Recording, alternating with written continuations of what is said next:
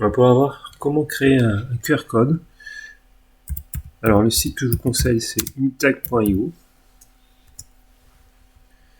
Voilà, générateur de QR code. Alors auparavant, il faut avoir copié l'adresse internet de l'endroit où on a hébergé son diaporama, évidemment, donc son lien internet. On appelle ça aussi une URL.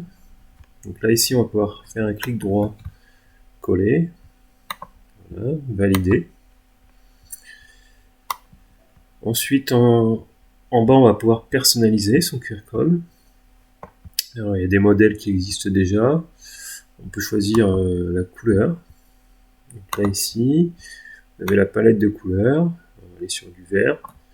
Bien sûr, je vous conseille de prendre une couleur qui est en rapport avec votre affiche. Voilà. Je vous montre simplement les choses de base qu'on peut modifier. Après, on peut faire d'autres choses. Vous pourrez essayer si vous voulez. La forme, là, on va dans style, différentes formes. Voilà.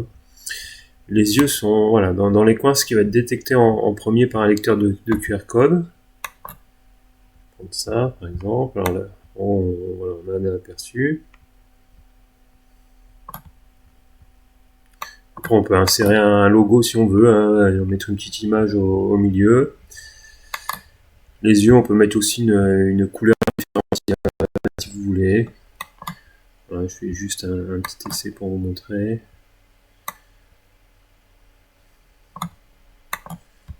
Voilà, là, on a un aperçu là, comme ça.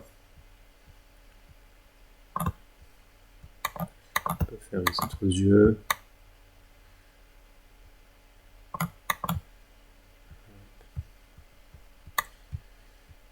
Voilà. Après, pour le télécharger, c'est là ici. Donc, téléchargez votre QR code. Il y a un message qui va s'afficher qui indique que un QR code basse définition sera limité à 100 scans, ce qui est largement suffisant pour ce qu'on va en faire. Donc la fiche va être scannée par vous. Alors même si c'est scanné voilà, une dizaine, quinzaine de fois pour tester. Après le jury 2-3 fois, par mois aussi 2-3 fois, c'est voilà, on a assez. Donc on prend le QR code en basse définition, faites télécharger votre QR code, et donc là il va se télécharger automatiquement. Vous pouvez le retrouver dans vos fichiers de téléchargement, après vous pourrez le copier et coller sur une clé USB pour le conserver. Voilà, je vais l'ouvrir.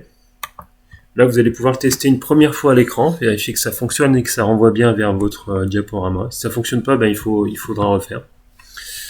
Après, quand vous allez le copier, le coller sur votre affiche, pareil, faites attention. Hein, si vous déformez, faites-le bien par un coin et pas trop grand non plus.